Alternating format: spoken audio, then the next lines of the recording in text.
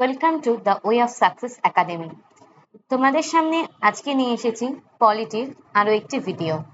আগের ভিডিওতে তোমরা আমাদের সাথে পলিটির একটা ডেসক্রিপটিভ প্রশ্নের আলোচনায় অংশগ্রহণ করেছিলে। সেই ডেসক্রিপটিভ কোশ্চেনের যে অ্যানালিটিক্যাল যে পার্টসগুলো রয়েছে সেগুলোকে আমরা অ্যানালিসিস করেছিলাম। আজকে যে বিষয়টা নিয়ে আমরা আলোচনা করব সেটা হচ্ছে একদম এমসিকিউ পার্ট, যেটা পরীক্ষায় বিভিন্ন সময় পরীক্ষায় যে এমসিকিউ ধরন আসে সেই এমসিকিউ গুলোকে আমরা কিভাবে অ্যাটেন্ড করব এবং সেই এমসিকিউ গুলোর কোশ্চেন, যেগুলো এমসিকিউ কোশ্চেন রয়েছে তার অ্যান্সার গুলো কি হবে সেগুলো নিয়েও আমরা আলোচনা করব। এখানে রাইট অ্যান্সারের সাথে সাথে থাকবে তোমাদের জন্য কোশ্চেন অ্যান্সার অ্যানালিসিস। চলো তাহলে শুরু করা যাক আজকের ভিডিওটি। আজকের ভিডিওতে প্রথমেই যেটা আমাদের বলেছে সেটা হচ্ছে which one among the following commission was set up in pursuance of definite provision under an article of the Constitution of India।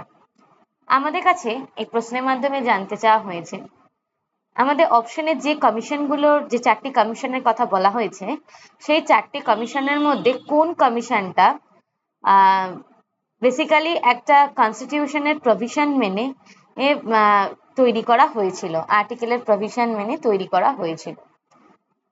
Option A হচ্ছে university grant commission, option B national human rights commission, option C election commission, option D হচ্ছে central vigilance commission. এই সম্পর্কে জানার আগে, এর correct answer নিয়ে আলোচনা করার আগে আমরা যেটা নিয়ে একটু ডিসকাস করব সেটা হচ্ছে আমাদের অপশনগুলো নিয়ে। আমাদের প্রথম অপশনে বলেছে ইউনিভার্সিটি গ্র্যান্ট কমিশন।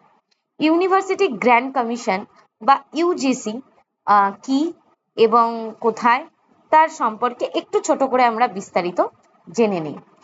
ইউজিসি হচ্ছে কিন্তু university grant commission. University grant কমিশনের মেইন কাজ কি? ইউনিভার্সিটি গ্র্যান্ট কমিশনের মেইন কাজ হচ্ছে আমাদের যে ইউনিভার্সিটিগুলো রয়েছে বিভিন্ন দেশের মধ্যে, বিভিন্ন রাজ্যে যে ইউনিভার্সিটিগুলো রয়েছে সেই ইউনিভার্সিটিগুলোকে একটা বৈধতা প্রদান করা। যখন কোনো একটা ইউনিভার্সিটি ইউজিসি অ্যাপ্রুভড হয় বা কোনো, এবং সেই সঙ্গে যে সমস্ত কলেজগুলো ইউজিসি অ্যাপ্রুভড হয় আমরা সেগুলোকে ধরে নেই যে এগুলো বৈধ কলেজ, অর্থাৎ এর বা বৈধ ইউনিভার্সিটি, এর সার্টিফিকেট বা এর রেজাল্ট বর্তমানে বৈধতা বলে পরিচিত পাবে। যদি কোনো ইউনিভার্সিটি যদি না থাকে ইউনিভার্সিটি গ্র্যান্ট কমিশনের অনুমোদন, তাহলে তাকে আমরা অবৈধ বলে গণ্য করি। এই যে ইউজিসি, এই ইউজিসি কিন্তু মূলত একটা স্ট্যাচুটরি অর্গানাইজেশন ইন্ডিয়ান গভর্নমেন্টের। এটা কিন্তু মূলত এসেছিল গভর্নমেন্ট অফ ইন্ডিয়া অ্যাক্টের মাধ্যমে, ঠিক আছে, গভর্নমেন্ট অফ ইন্ডিয়া অ্যাক্ট পার্লামেন্টের 1956-তে, তার মাধ্যমে কিন্তু ইউজিসি গঠন করার কথা বলা হয় এবং ইউজিসি গঠন করা হয়।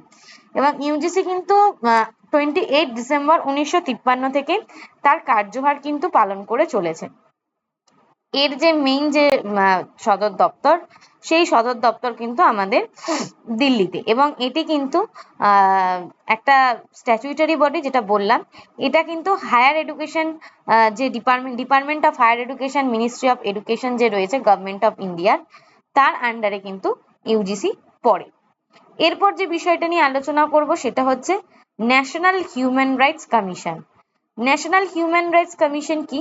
ন্যাশনাল হিউম্যান রাইটস কমিশনের মেইন কাজ হচ্ছে দেশের মধ্যে কোনো মানুষের বা কোনো নাগরিকের যে মানবিক অধিকার সেইগুলো যথাযথভাবে সংরক্ষিত হচ্ছে কিনা সেই সমস্ত বিষয়গুলো নজর দেওয়া, এবং কোথাও যদি মানুষের মানবাধিকার সংরক্ষণ ঠিকমতো হচ্ছে না, তা হরণ হচ্ছে বলে যদি কোনো রকম কিছু বলা হয়, তাহলে সেই ক্ষেত্রে সেগুলোকে মোকাবিলা করার জন্য, সেই সংক্রান্ত বিষয়কে নিষ্পত্তি করার জন্য কিন্তু ন্যাশনাল হিউম্যান রাইটস কমিশন কিন্তু সবার আগে এগিয়ে আসে। এটাও একটা স্ট্যাচুটরি বডি। এটা কিন্তু তৈরি হয়েছে 12 অক্টোবর 1993-তে। কিসের আন্ডারে? Under the protection of human rights act. Protection of human rights অ্যাক্টের আন্ডারে কিন্তু এটা তৈরি করা হয়েছে 1993 12 অক্টোবর। ওকে, এটার মেইন কাজ যেটা বললাম যে যারা ভারতের নাগরিক রয়েছে তাদের যে হিউম্যান রাইটস রয়েছে সেটাকে প্রোটেক্ট করা এবং সেটাকে প্রমোট করা। এরপর যেটা আসছে সেটা হচ্ছে election commission of India. Election commission কি? ইলেকশন কমিশন হচ্ছে আমাদের আর্টিকেলের 324 নম্বর ধারা অনুযায়ী কিন্তু ইলেকশন কমিশন তৈরি করা হয়েছে এবং ইলেকশন কমিশনের কাজ হচ্ছে, ইলেকশন কমিশন হচ্ছে একটা কনস্টিটিউশনাল বডি, যে কনস্টিটিউশনাল বডি কিন্তু ভারতে একটি নির্বাচিত মানে স্বশাসিত সংস্থা যারা সমগ্র ভারতের নির্বাচন সংক্রান্ত বিষয়কে পরিচালনা করে থাকে। লোকসভা, বিধানসভা, রাজ্যসভা, তারপর বিচার, তারপর আমাদের রাষ্ট্রপতি নির্বাচন, সমস্ত কিছুই কিন্তু ইলেকশন কমিশন করে থাকে। এরপর যেটা, সেটা হচ্ছে আমাদের central vigilance commission. Central vigilance commission কি? সেন্ট্রাল ভিজিলেন্স কমিশনে কিছু স্পেসিফিক কাজ আছে।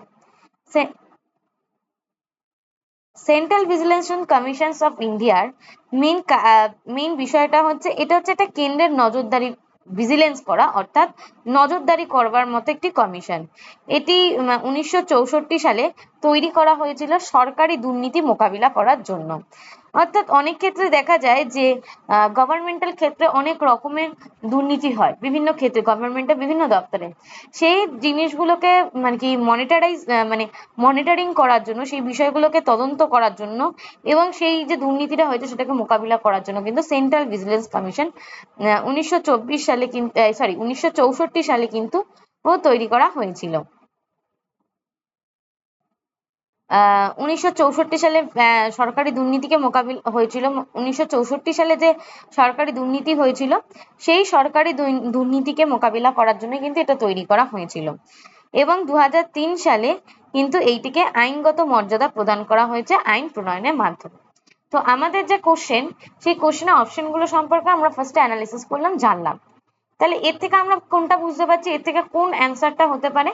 হ্যাঁ, এখান থেকে একদমই ঠিক বলেছো তোমরা। এখান থেকে যে অ্যান্সারটা হতে পারে সেটা হচ্ছে ইলেকশন কমিশন। রাইট অ্যান্সার হচ্ছে answer C, election commission. The election commission is established under article 324 of the constitution of India. পরবর্তী কোশ্চেন সম্পর্কে আমরা আলোচনা করব। পরবর্তী কোশ্চেন বলেছে, under which of the following constitution amendments act were 4 language added to the 8th schedule of the constitution.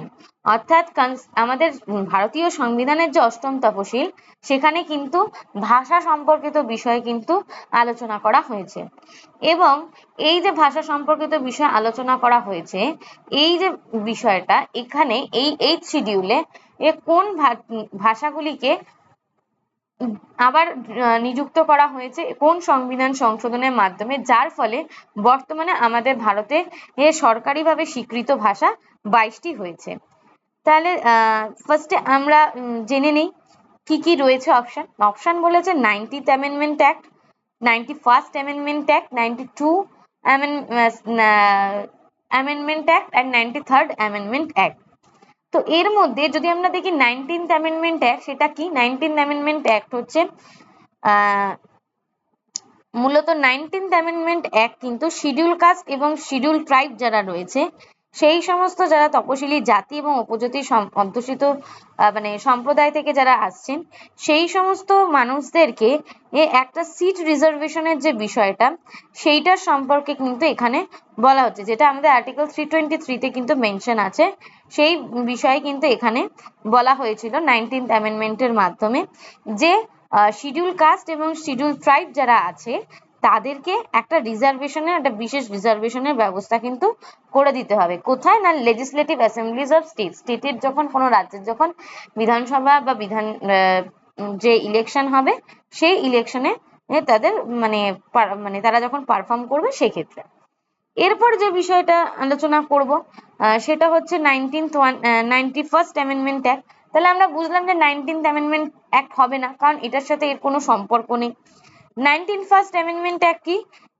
91st amendment অ্যাক্টের মাধ্যমে কিন্তু যে অ্যান্টি ডিফেকশন ল ছিল সেটাকে কিন্তু অনেক বেশি শক্তিশালী করা হয়েছিল। যেটা 85th যেটা কিন্তু আনা হয়েছিল 52তম সংবিধান সংশোধনের মাধ্যমে, যে অ্যান্টি ডিফেকশন লটা আনা হয়েছিল সেটাকে আরো বেশি জোরদার করা হয়েছিল 91st অ্যামেন্ডমেন্ট অ্যাক্টের মাধ্যমে। সুতরাং আমরা বুঝতে পারছি এটাও হবে না, এই অপশনটাও হবে না। তাইলে 92 অ্যামেন্ডমেন্ট অ্যাক্ট কি রয়েছে? 92 অ্যামেন্ডমেন্ট অ্যাক্ট রয়েছে হচ্ছে আমাদের ল্যাঙ্গুয়েজ নিয়ে, যেখানে বলা হয়েছে যে এখানে 92 অ্যামেন্ডমেন্ট অ্যাক্ট যেটা 2003-এ হয়েছিল, যার মাধ্যমে বোড়ো, ডোগরি, মৈথিলি এবং সাঁওতালি এই ভাষাগুলি মানুষজনরা যাতে সুবিধা পায়, সেই জন্য এই ভাষাগুলোকে এই শিডিউলে কিন্তু অ্যাড করা হয়েছিল। তাহলে আমাদের রাইট অ্যান্সার কি? 92 অ্যামেন্ডমেন্ট অ্যাক্ট। আর যদি আমরা রাইট অ্যান্সার পেয়ে গেছি যদিও, তবু আমরা 93rd অ্যামেন্ডমেন্ট অ্যাক্টটা সম্পর্কে একটু জেনে নিই। 93rd অ্যামেন্ডমেন্ট অ্যাক্ট কি বলেছে? 93rd অ্যামেন্ডমেন্ট অ্যাক্ট বলেছে যে এটা হয়েছিল 1903 কিন্তু হয়েছিল 2005 সালে। এটা করা হয়েছিল, গভর্নমেন্ট বেসিক্যালি স্পেশাল কিছু প্রভিশন তৈরি করেছিল কাদের জন্য? যারা সোশ্যালি বা এডুকেশনালি যারা ব্যাকওয়ার্ড ক্লাসেস রয়েছে তাদের জন্য এডুকেশনাল ইনস্টিটিউশনের ক্ষেত্রে বা কোনো প্রাইভেট যে ইনস্টিটিউশনগুলো আছে সেখানে যাতে তাদেরকে কিছু রিজার্ভেশনের ব্যবস্থা যাতে তাদেরকে করে দেওয়া যায়। ঠিক আছে, এই ছিল আমাদের অপশনগুলোর অ্যানালিসিস। এরপর কি? এরপর বলেছে, এরপরের question, which of the following is are included in the directive principles of state policy. আমাদের কাছে জানতে চাওয়া হয়েছে এই যে অপশনগুলো দিয়েছে এর মধ্যে কোনটা ডিরেক্টিভ প্রিন্সিপালস অফ স্টেট পলিসির সাথে যুক্ত। Option a, provision of traffic in human beings and force labour. Option 2 বলছে provision of consumption of intoxicating drinks and other drugs injurious to health. তাহলে আমাদের কাছে কি বলতে বলে, আমাদের কাছে জানতে চাই কোনটা ডিপিএসপির আন্ডারে পড়ছে। অপশন দিয়েছে only 1, option B only 2, option C both 1 and 2, option D neither 1 not 2। আমাদের অপশন এটা হবে না। এটা আমরা কেন বুঝতে পারছি? কারণ আমাদের যে আর্টিকেল 23 আছে, ঠিক আছে, আমাদের আর্টিকেল 23-তে কিন্তু provision of traffic in human beings and force labour সম্পর্কে কিন্তু বলা হয়েছে। সুতরাং যেটা মৌলিক অধিকারের মধ্যে রয়েছে সেটা কখনোই ইয়ের মধ্যে থাকতে পারে না, মানে ডাইরেক্টিভ প্রিন্সিপালস এর মধ্যে থাকতে পারে না। এবং আরেকটা যেটা বলা হচ্ছে সেটা হচ্ছে মূলত শোষণের বিরুদ্ধে অধিকারের মধ্যে এগুলোকে বলা হয়, এই আর্টিকেল 23 এবং 24 এর কথা বলা হয়। আর সেকেন্ড যে অপশনটা বলছে provision of consumption of intoxicating drinks and other drugs injurious to health, এইটা কিন্তু ডিপিএসপির মধ্যে পড়ছে। তাই আমাদের এই রাইট অ্যান্সারটা হয়ে যাবে হচ্ছে কিন্তু অপশন 2। দেখে নেই, হ্যাঁ অপশন 2 হচ্ছে কিন্তু আমাদের এর রাইট অ্যান্সার। এখানে বলে দিয়েছে কেন হচ্ছে না তার এক্সপ্লেনেশন দেখে নি। Statement 1 is a fundamental right under article 23, সেই জন্য এটা কিন্তু ডিরেক্টিভ প্রিন্সিপালস নয়। আর statement 2 is a directive principles কারণ এটা আর্টিকেল 47 এর আন্ডারে পড়ছে। পরের কোশ্চেন কি বলেছে? Consider the following statement. কি বলেছে স্টেটমেন্টে? The legislative assembly of each state shall consist of not more than 450 members chosen by direct election from territorial constituencies in the state. Option B এবং second statement, a person shall not be qualified to be chosen to fill a seat in the legislative assembly of a state if he or she is less than 25 years of age. অর্থাৎ আমাদের দুটো statement দিয়েছে। প্রথম স্টেটমেন্টে আমাদের বলছে যে প্রতিটি যে লেজিসলেটিভ অ্যাসেম্বলি রয়েছে প্রত্যেকটি স্টেটে, সেটা কখনোই 450-র বেশি মেম্বারকে তারা কিন্তু চুজ করতে মানে ডিরেক্ট ইলেকশনের মাধ্যমে চুজ করতে পারবে না। আর দ্বিতীয়টা কি বলছে? বলছে একজন পার্সন বা একজন নাগরিক কখনোই shall not be qualified to choose a fill seat, যদি তার বয়স 25 বছরের কম হয় তাহলে সে কোনোভাবেই কিন্তু লেজিসলেটিভ অ্যাসেম্বলিতে কখনোই কন্টেস্ট করতে পারবে না। তাহলে আমাদের অপশন কি কি বলছে অপশনগুলো দেখি। 1 only, option B 2 only, option C both 1 and 2, option D neither 1 nor 2। তাহলে রাইট অ্যান্সার হচ্ছে কি? রাইট অ্যান্সার হচ্ছে কিন্তু আমাদের অপশন বি। কারণ এর স্টেটমেন্ট যদি 1 দেখি, স্টেটমেন্ট 1 হচ্ছে ইনকারেক্ট, কারণ আমাদের আর্টিকেল 170 অনুযায়ী ম্যাক্সিমাম নাম্বার হচ্ছে কত? 500, কখনোই 450 নয়, সেটা আমরা জানি। আর স্টেটমেন্ট 2 হচ্ছে কি? স্টেটমেন্ট 2 কেন কারেক্ট না? Statement 2 is correct as per article 173B। এই সম্পর্কে আর্টিকেল 173B তে পরিষ্কারভাবে আলোচনা করা কিন্তু হয়েছে। পরে দেখো একটা কলম ম্যাচিং কিন্তু আমাদের দিয়েছে, বিভিন্ন কেস দিয়েছে এবং সেই কেসের ফলে কি কি জিনিস এসেছে বা এই কেসের সাথে কোনগুলো রিলেটেড সেটা আমাদেরকে বার করতে বলেছে। চলো দেখে নিই কি কি দিয়েছে। অপশন এ বলছে Indira Sawhney case, the constitution আফেল্ড।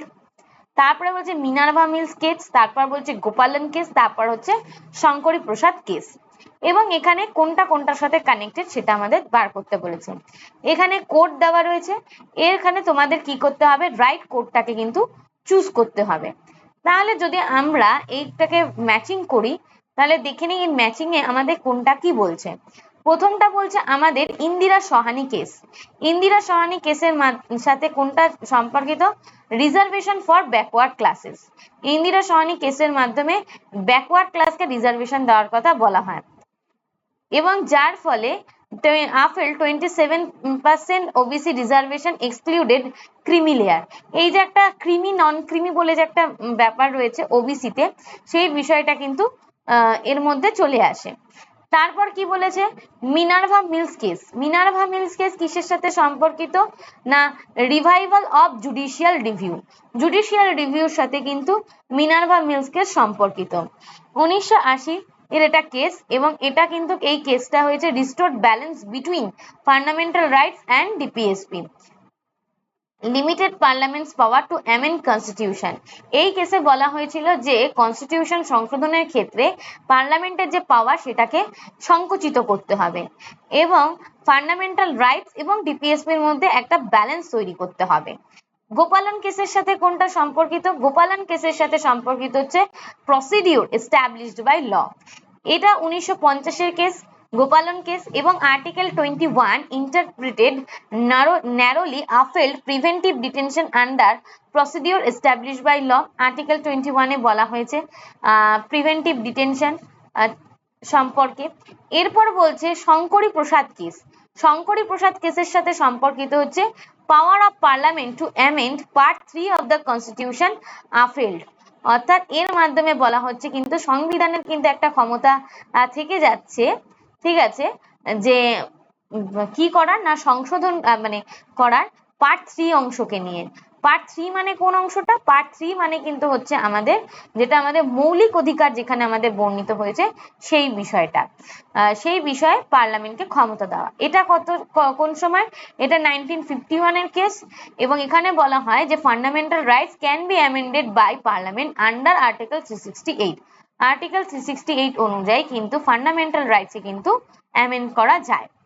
পরবর্তী question, which of the following are included in the directive principles of state policy in constitution of India? এর মধ্যে কোনটা ডিরেক্টিভ প্রিন্সিপালস এর সাথে সম্পর্কিত? Option a uniform civil code for the citizen, যে separation of judiciary from executive. Option 3 protection of monuments of national importance. এবার আমাদেরকে বলেছে কি, যে select and the correct answer using the codes given below. Option A 1 and 2, option হচ্ছে B হচ্ছে 2 and 3, option C হচ্ছে 1 and 3, D হচ্ছে option 1 2 and 3। তাহলে আমরা কি বলবো, এটা কি হতে পারে বলে মনে হচ্ছে? এটা কিন্তু আমরা বুঝতে পারছি uniform civil code for the citizen, এটা হবে মানে এটা আর্টিকেল 44 অনুযায়ী এটা ডিপিএসপি এর মধ্যে পড়ে যাচ্ছে।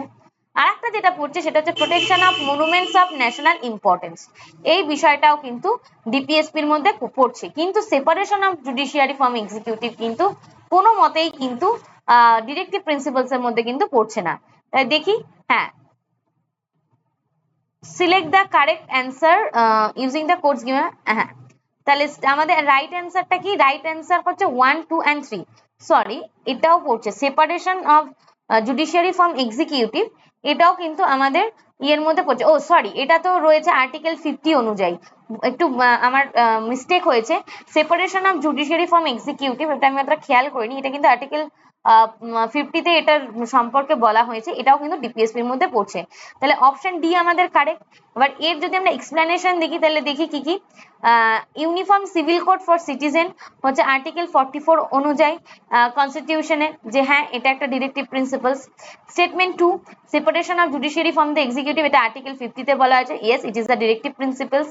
স্টেটমেন্ট 3 তে বলা হচ্ছে protection of monuments of national importance, যেটা আর্টিকেল 49 এ বলা হচ্ছে। তাইলে এই তিনটেই হচ্ছে ডিরেক্টিভ প্রিন্সিপালস, তাহলে আমাদের রাইট অ্যান্সার হচ্ছে, কারেক্ট অ্যান্সার হচ্ছে 1 2 and 3। পরবর্তী question, consider the following statement. The fundamental duties provided in the constitution are to protect the sovereignty, unity and integrity of India, to safeguard private property, to protect and improve the natural environment including forests, lakes, rivers and wildlife. তাহলে আমাদের বলছে এর মধ্যে কোন fundamental ডিউটিসটা constitution provide করে। প্রথমটা কি বলেছে, টু প্রোটেক্ট, অর্থাৎ প্রোটেক্ট করা সভার্জিনিটি, সার্বভৌমত্ব, একতা এবং ইন্টিগ্রিটিকে।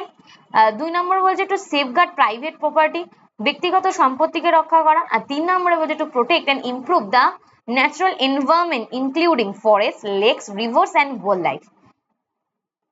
মানে যে ন্যাচারাল যে এনভায়রনমেন্টটা রয়েছে, আমাদের যে মানে প্রাকৃতিক যে পরিবেশ রয়েছে, তার মধ্যে যে নদ নদী, রিভার, ফরেস্ট, বন জঙ্গল, এই যে এই বিষয়গুলোকে রক্ষা করা। তাহলে অপশন কি কি বলেছে দেখবো। Option 1 and 2 and 3 are correct. Option B বলছে 1 and 2 are correct. Option C বলছে 2 and 3 are correct. Right answer কিন্তু এবার অপশন ডি তে বলছে 1 and 3 আর কারেক্ট। তাহলে এখানে রাইট অ্যান্সার কি হবে, রাইট অ্যান্সার হবে হচ্ছে to protect the sovereignty, unity and integrity of India. এটা একটা আমাদের ফান্ডামেন্টাল ডিউটিস এর মধ্যে পড়ে। আর এই 3টা আমাদের কিন্তু ফান্ডামেন্টাল রাইটস এর মধ্যে পড়ে। To protect and improve the natural environment including forest, lakes, rivers and wild life. তাহলে কারেক্ট অ্যান্সার কি, কারেক্ট অ্যান্সার হচ্ছে 1 and 3। তার মানে অপশন ডি হচ্ছে আমাদের কারেক্ট অ্যান্সার। এর মধ্যে যদি এক্সপ্লেনেশন দেখি, স্টেটমেন্ট 1 আর্টিকেল 51 সি তে মেনশন রয়েছে, ঠিক আছে। আর স্টেটমেন্ট 3 সেটা কিন্তু আর্টিকেল 51 এরই জি তে মেনশন রয়েছে। তাই যেগুলো আর্টিকেল 51 এর আন্ডারে থাকে আমরা জানি, সেগুলো সবটাই কিন্তু ফান্ডামেন্টাল ডিউটিস অর্থাৎ মৌলিক কর্তব্যের মধ্যে কিন্তু পড়ে। পরবর্তী কারেন্ট অ্যাফেয়ার্স, পরবর্তী যে আমাদের বলেছে যে কোশ্চেন, সেটা কি বলেছে দেখি। পরবর্তী কোশ্চেন যেটা আমাদের বলেছে সেটা হচ্ছে consider the following statements regarding fundamental duties. আমাদেরকে বলেছে যে এর মধ্যে কোনটা ফান্ডামেন্টাল ডিউটিসের সাথে সংযুক্ত। Option A, have always been a part of the constitution of India, have been added through an amendment. Option 3 are mandatory on all citizens of India. এর মধ্যে কোনটা ফান্ডামেন্টাল ডিউটিস এর সাথে সম্পর্কিত।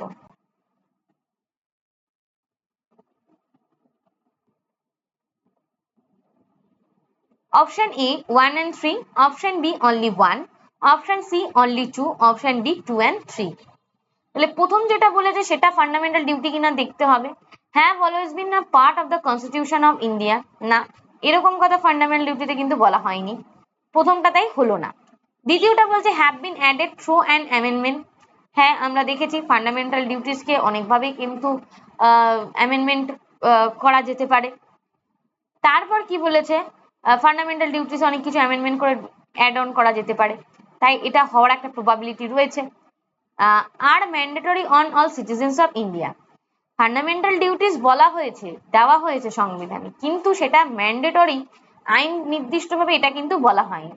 তাই এই অপশনটাকেও আমরা নেব না। তাহলে আমাদের রাইট অ্যান্সার হচ্ছে কি, রাইট অ্যান্সার হচ্ছে আমাদের অপশন 2। তাহলে এখানে অপশন সি অনলি 2 হচ্ছে আমাদের কারেক্ট অ্যান্সার। এক্সপ্লেনেশন কেন অপশন 1 হচ্ছে না সেটা আমরা দেখব।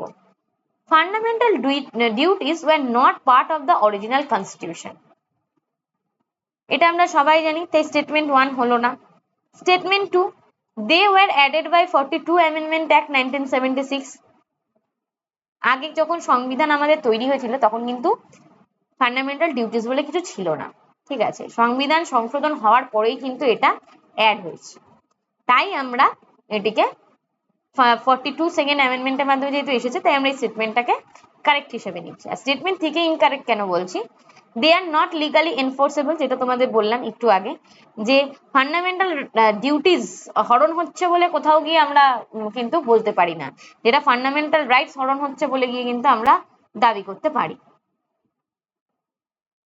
তারপরে বলেছে কনসিডার দ্য ফলোইং স্টেটমেন্ট, তারপরে একটা স্টেটমেন্ট বেস কোশ্চেন। কি বলেছে, an amendment of the constitution of India can be initiated by the introduction of a bill only in the Lok Sabha. প্রথমে বলছে যে একটা অ্যামেন্ডমেন্টের মাধ্যমে আমরা ভারতের সংবিধানে কি যে কোনো বিলকে লোকসভায় ইন্ট্রোডিউস করতে পারি, এটা হচ্ছে প্রথম। দ্বিতীয়টা বলছে The bill for amendment of the constitution has to be passed in the each house by a majority of the total membership of that house by a majority of not less than 2/3 of the members present and voting. তাহলে option 2 তে কিন্তু আমাদের মনে হচ্ছে ঠিক হবে, তার কারণ এখানে যে স্টেটমেন্টটা দিয়েছে সেটা কিন্তু ঠিক। কারণ যখন কোনো বিল পাস করা হয় সেখানে কিন্তু দেখা হয় যে টোটাল যে মেম্বারশিপ আছে সেই হাউসের, তার মেজরিটি যে রয়েছে সেই মেজরিটির 2/3 মেম্বার যারা রয়েছে সেই উপস্থিত এবং ভোটদানকারী সদস্যের 2/3 সমর্থনেই কিন্তু সমর্থিত হলেই কিন্তু তখন গিয়ে সংবিধান কোনো বিষয় বা কোনো বিল কিন্তু অ্যামেন্ডমেন্ট করা যায়। তাহলে রাইট অ্যান্সার হচ্ছে আমাদের কি only 2, correct answer is only 2। কেন এক্সপ্লেনেশন 1 বলছে স্টেটমেন্ট 1 কেন হলো না? আ constitutional amendment bill can be introduced in either house of parliament, যে কোনো দুইটো হাউসের মধ্যে যে কোনো হাউসে কিন্তু ইন্ট্রোডিউস করা যায়।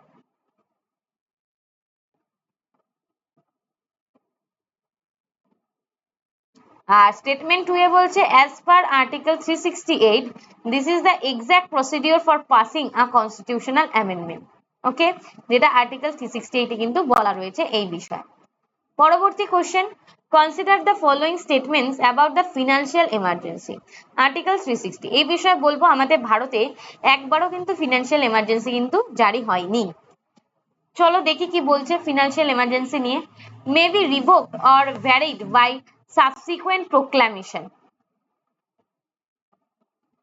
অপশন 2 এ বলছে আমাদের যে shall cease to operate the expiration of 2 months unless approved by the both house of parliament। তাহলে প্রথম যেটা বলছে সেটা বলছে যে may be revoked or varied by subsequent proclamation, যদি মনে করে যে কোনো সময় যে অর্থনৈতিক অচলাবস্থা সৃষ্টি হয়েছে তাহলে যে কোনো সময় এটাকে ইমপ্লিমেন্ট করা যেতে, আবার যদি মনে হয় যে এই সমস্যা থেকে আমরা বেরিয়ে এসেছি তখন সেটাকে রিভোক করে নেওয়া যেতে পারে। অপশন 1। অপশন 2 বলছে shall cease to operate the expiration of 2 months unless approved by the house of parliament। এই যে বিষয়টা, এই যে ফিনান্সিয়াল ইমার্জেন্সি, এটা কিন্তু 2 মাসের মধ্যে উত্থাপিত হওয়ার 2 মাসের মধ্যে কিন্তু অ্যাপ্রুভ হতে হয়। তাহলে রাইট অ্যান্সার হচ্ছে which of the following statement is a correct? Option A হচ্ছে only 1, option B only 2, option C both 1 and 2, right option D হচ্ছে neither 1 not 2। রাইট অ্যান্সার হচ্ছে কিন্তু both 1 and 2 দুটোই কিন্তু সঠিক। এক্সপ্লেনেশনটা আমরা দেখে নেব। মানে এক্সপ্লেনেশন কি বলছে, আন্ডার আর্টিকেল 360 আ ফিনান্সিয়াল এমার্জেন্সি, অর্থাৎ ভারতীয় সংবিধানের 360 নম্বর ধারায় ফিনান্সিয়াল এমার্জেন্সি নিয়ে বলা হয়েছে। কি বলা হয়েছে, can be revoked or varied by the president. President যদি মনে করে অচলাবস্থার সৃষ্টি হয়েছে তো তিনি এটাকে ইমপ্লিমেন্ট জারি করতে পারে, ফিনান্সিয়াল এমার্জেন্সি জারি করতে পারে। আবার যদি মনে করেন যে ফিনান্সিয়াল এমার্জেন্সি যে পরিস্থিতি সেটা থেকে ওভারকাম করা হয়ে গেছে তাহলে তিনি এটা সরিয়ে নিতে পারেন, রিভোক করে নিতে পারেন। Must be approve within 2 months by the both houses of parliament. পার্লামেন্টের যে দুটো হাউস আছে সেই হাউসের অ্যাপ্রুভ হতেই হবে, ঠিক আছে, বোথ হাউসের দ্বারা 2 মাসের মধ্যে অ্যাপ্রুভ হতেই হবে। সেই কারণে আমরা দুটো অপশনকে কিন্তু সঠিকভাবে ধরছি। পরবর্তী কারেন্ট অ্যাফেয়ার্স কি বলেছে চলো দেখি। পরবর্তী বলছে consider of the following statements about Jammu and Kashmir before abrogation of article 370। আচ্ছা, আর্টিকেল 370 তুলে নেওয়ার আগে অবধি, ঠিক আছে, জম্মু অ্যান্ড কাশ্মীরের সম্পর্কে কোন স্টেটমেন্টটা ঠিক। কি বলেছে, part 3 fundamental right is not applicable to Jammu and Kashmir. আর অপশন 2 বলছে part 4 directive principle is applicable to Jammu and Kashmir with some exception and condition. তাহলে রাইট অ্যান্সার কি হবে, এর রাইট অ্যান্সার কিন্তু আমার মনে হচ্ছে এইটাই হবে, পার্ট 4 এ যেটা বলা হয়েছে এই অপশন 2, এটা আমার মনে হচ্ছে রাইট অ্যান্সার হবে। কি বলেছে অপশনে, which of the statements are given is are above are is or are correct, only 1, only 2, both 1 and 2, neither 1 not 2। Right answer কিন্তু only 2। Statement 1 is incorrect, part 3 was applicable but with modification। ঠিক আছে, part 3 কিন্তু applicable ছিল কিন্তু কিছু modification করে। Statement to correct part 4 was applicable with exception and condition. কিছু exception এবং কন্ডিশনের মাধ্যমে কিন্তু জম্মু এন্ড কাশ্মীরের ডিপিএসপি কিন্তু ছিল। পরবর্তী কারেন্ট অ্যাফেয়ার্স, আবার কারেন্ট অ্যাফেয়ার্স বলে দিচ্ছি, কারেন্ট অ্যাফেয়ার্স এর ভিডিও বানিয়ে বানিয়ে তোমাদের জন্য বারে বারে কারেন্ট অ্যাফেয়ার্স বলে দিচ্ছি। প্লিজ তোমরা এটাকে একটু ম্যানেজ করে নিও, মাঝে মাঝে স্লিপ অফ টাং হয়ে যাচ্ছে। যাই হোক, পরের কোশ্চেন যেটা, সেটা হচ্ছে the constitution of Jammu and Kashmir came into force on. এই যে constitution of Jammu and Kashmir কবে থেকে কার্যকর হয়েছিল? ভারতীয় সংবিধানে জম্মু অ্যান্ড কাশ্মীর কবে থেকে কার্যকর হয়েছিল? 26 জানুয়ারি 1950, অপশন বি 26 জানুয়ারি 1952, অপশন সি 26 জানুয়ারি 1955। রাইট অ্যান্সার হচ্ছে 26 জানুয়ারি 1957। আচ্ছা, তোমরা কি বলতে পারবে কেন 26শে জানুয়ারি 1950 তো সারা ভারতে সংবিধান কার্যকর হয়েছিল, শুধু জম্মু কাশ্মীরে কেন হয়নি? এটা কি তোমরা বলতে পারবে? যদি তোমরা এটা জেনে থাকো তাহলে অবশ্যই কিন্তু কমেন্টে আমাদেরকে জানাও। সারা দেশে কেন 26শে জানুয়ারি 1950 থেকে সংবিধান কার্যকর হলেও কেন জম্মু অ্যান্ড কাশ্মীরে কার্যকর হতে হতে 1957 সাল হয়েছিল? ঠিক আছে, চলো রাইট অ্যান্সারটা আমরা দেখিনি, তার সাথে এক্সপ্লেনেশনটাও দেখবো। তবে তোমরা কিন্তু তোমাদের মানে তোমরা কি ভাবছো কেন হয়নি, কেন হতে হতে 26শে জানুয়ারি 1957 সাল হয়ে গেল কনস্টিটিউশন জম্মু অ্যান্ড কাশ্মীরে কার্যকর হতে, সেটা কিন্তু আমাদেরকে অবশ্যই জানাবে। কারেক্ট অ্যান্সার হচ্ছে অপশন ডি 26 জানুয়ারি 1957। এর এক্সপ্লেনেশন কি? এর এক্সপ্লেনেশন হচ্ছে the constitution of Jammu and Kashmir was adapted on November 17, 1956 and came into force on 26 January 1957। তার মানে জম্মু অ্যান্ড কাশ্মীরের যে সংবিধানটা কিন্তু তারা গ্রহণ করেছিল নভেম্বরের 17 তারিখ 1956 এবং সেটা কার্যকর হয়েছিল কিন্তু 26শে জানুয়ারি 1957-তে। পরের question, consider the following statement. On expiry of the president's terms, the outgoing president continue till successor assumes office।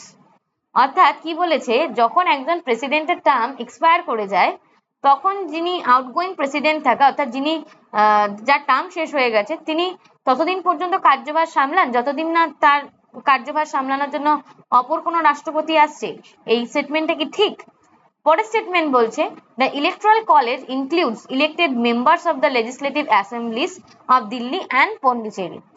তাহলে এই আবার কি বলছে, যে রাষ্ট্রপতির নির্বাচনে যে ইলেকট্রাল কলেজটা থাকে, সেই ইলেকট্রাল কলেজে যে লেজিসলেটিভ অ্যাসেম্বলি থাকে, যে পার্টিসিপেট করে, যারা লেজিসলেটিভ অ্যাসেম্বলির যারা সদস্য থাকে তারা তো পার্টিসিপেট করে, এবং তাদের মধ্যে কি দিল্লি এবং পন্ডিচেরি থেকে যারা ইলেক্টেড মেম্বার্স থাকে লেজিসলেটিভ অ্যাসেম্বলি, তারা কি পারফর্ম করে? তা দেখে নেই এর রাইট অ্যান্সারটা কি। এর রাইট অ্যান্সারটা কিন্তু একদম হবে হচ্ছে অপশন 1 and 2, বোথ 1 and 2 কিন্তু এর সঠিক অ্যান্সার। ঠিক আছে, দেখতে পাচ্ছ তোমরা কেন, সেটা আমরা এক্সপ্লেনেশনটা একটু দেখব। কেন স্টেটমেন্ট 1 কারেক্ট হচ্ছে? কারণ আর্টিকেল 56 এর 1 সি অনুযায়ী president shall continue hold office until the successor enter office. যতদিন না তার মানে তার যে দায়িত্ব সামলানোর জন্য বা তার অফিস সামলানোর জন্য যতদিন না পর্যন্ত একজন সাকসেসর আসছে, সেই সাকসেসর কিন্তু এই ইয়েতে কিন্তু ও সংযোগ স্থাপন করছে।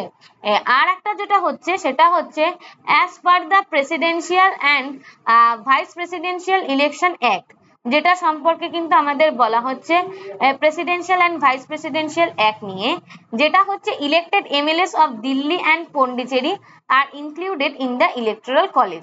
হ্যাঁ, প্রেসিডেন্সিয়াল যে ইলেকশন হয় এবং ভাইস প্রেসিডেন্সিয়াল যে ইলেকশন হয়, তাতে কিন্তু এই দিল্লি এবং পন্ডিচেরির যে মেম্বার্সরা রয়েছে, মানে তারা কিন্তু এমএলএরা রয়েছে, তারা কিন্তু ইলেকটোরাল কলেজে কিন্তু পারফর্ম করতে পারে, তারা কিন্তু থাকে সেই পারফরমেন্সে। আজকে তোমাদের জন্য এই 14টি কোশ্চেনই ছিল এবং ছিল সেই 14টি কোশ্চেনের মানে বিস্তারিত আলোচনা, অ্যানালিসিস। আশা করছি তোমাদের ভিডিওগুলি ভালো লাগছে। যদি ভিডিওগুলি তোমাদের ভালো লাগে তাহলে প্রথম থেকে শেষ পর্যন্ত ভিডিওগুলি দেখতে হবে। আর আমাদের ভিডিও যদি তোমাদের ভালো লাগে তাহলে অবশ্যই আমাদের চ্যানেলটিকে লাইক, শেয়ার অ্যান্ড সাবস্ক্রাইব কিন্তু মাস্ট। চলো দেখা হচ্ছে তোমাদের সাথে নেক্সট ভিডিওতে।